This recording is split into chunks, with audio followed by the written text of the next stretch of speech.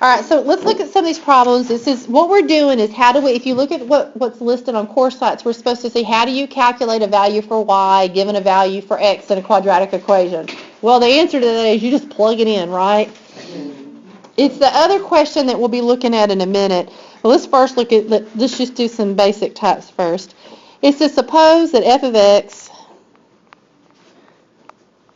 is equal to 5x squared plus 8x minus 7.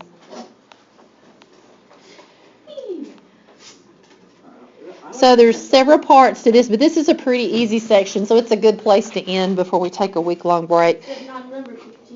Okay, well, all right, here we go. Okay, for A, they want to know what is f of negative 3. What are you going to do if you want to know what f of negative 3 is? I wish this thing would... Change it to y.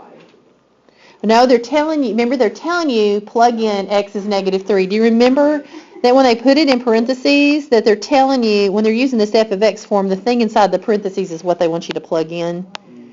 Okay, so it's just, oh my gosh, this iPad is just driving me nuts here lately. Everywhere I see an x, I'm going to plug in that negative 3. So it's, I'm going to have some holes here that I'm going to stick in. I like to do this just to keep my sign straight. X is negative 3, so I could put it, come on, right, silly thing, here and here. Man, it's just getting, sorry, this is sloppy. I just cannot get the thing to work, huh? It doesn't matter what I use. This thing just doesn't cooperate anymore. Okay, so we got to remember PEMDAS is all we got to do. By the way, couldn't I type this on my y equal in the calculator and scroll in the table down to negative 3? Wouldn't that be the easy way to do this? Okay, so let's just go ahead and remember PEMDAS because we did have a little trouble with it earlier in the year, so let's make sure we're practicing it every now and then. Negative 3 squared is what? 9. It's positive 9. Negative 3 squared means negative 3 times negative 3, and that would be a negative times a negative is a positive. Now, positive 8 times negative 3 is,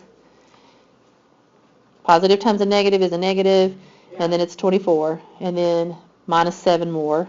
So it's, yeah, it's 45 minus 24, is it 14? Okay. Let's see, 5 minus 4 is 1, 21 minus 7 is 14, good. That's all you're doing here, and again, you could use your calculator. I'm totally fine with that. But now, here's the harder part. I'm going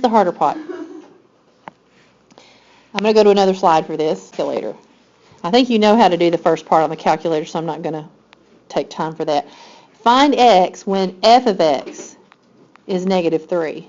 That means your y value is negative 3, because remember, you can always cross out f of x and put y so you can think about what they're telling you. That's a y of negative 3, and here's my equation. 5x squared, f of x, should put f of x here. Oh man, I'm just going to use my finger. Maybe that will work better. It does. F of x equals 5x squared plus 8x minus 7. So if I'm doing this by hand, I'm setting, this f of x is the same thing as my y. I'm setting it equal to negative 3. And I have 5x squared plus 8x minus 7. Now, when I want to solve things, I always need to get 0 on one side, because if I can do that, then I can either factor it, or I can use completing the square, or I can use the quadratic formula. There's all kinds of things I can do if I can just get 0 on one side. So what I'm going to do is move this 3 to the other side. And I would have 0 equal 5x squared plus 8x minus 4. Now, you can't, the calculator won't let you plug in the negative 3 as your y and go hunt the x on the table. It just won't do that. We tried it one day. It didn't work. We wish it would, because it would be so much easier. There is a way to do this on the calculator, but let's just talk about what we would do to solve this by hand first. X squared, it was plus 8x minus 4, right? Okay, so the quadratic formula would work, and this will give us just a little bit more practice simplifying those weird things that we keep getting. So sing with me. X equal negative b plus or minus the square root of b squared minus 4ac up over 2a. Thank you. A. Okay, so x is, let's see, now we got to go put our a, b, and c in. My a is 5, and in my a here and here, if we think about it, That was my A. My B is this middle thing here, this 8, and it's a positive 8, so I'm just going to stick it here and here.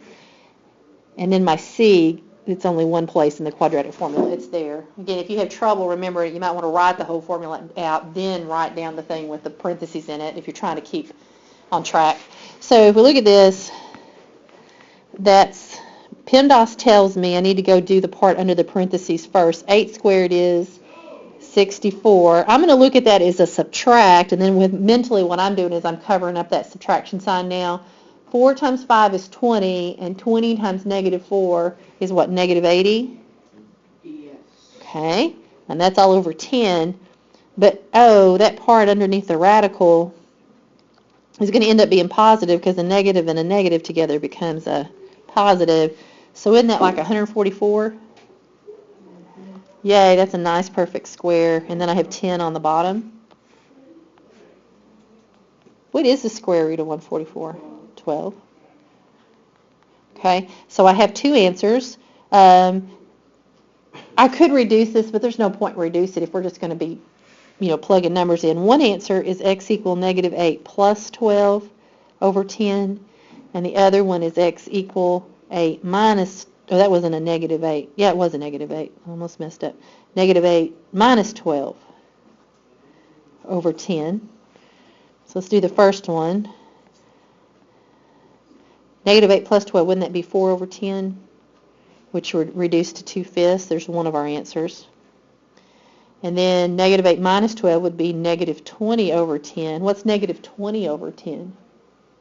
It would be negative 2, right, if you divide that out?